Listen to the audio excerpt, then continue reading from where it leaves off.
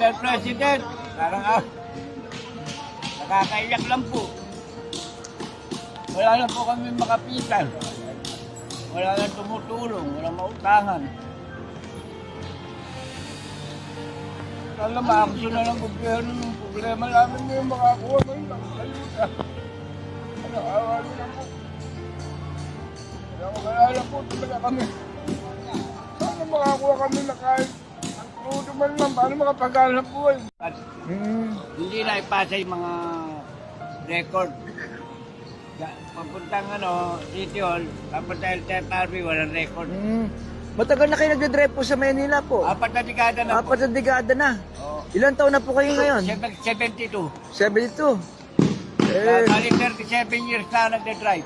Diyan sa Don Bosco. Sige po, lakarin nyo na para malista yung pangalan nyo. Wala. Pagka nalaman lang niya, hindi ako kay Marcos, ang krudo. Wala dami ko pa naman binubuhay, mga apo ko.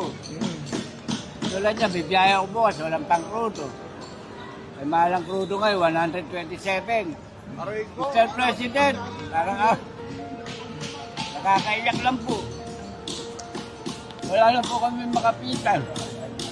Wala na tumutulong, walang mautangan. Alam, ma-action na ng gobyerno ng problema namin ngayon, makakuha kayo ng ayuda. Awa nyo na po. Kaya makalala po talaga kami. Sana makakuha kami na kahit ang krudo man lang, paano makapaghanap buhay. Hindi naman importante yung ayuda, yung pang-krudo lang.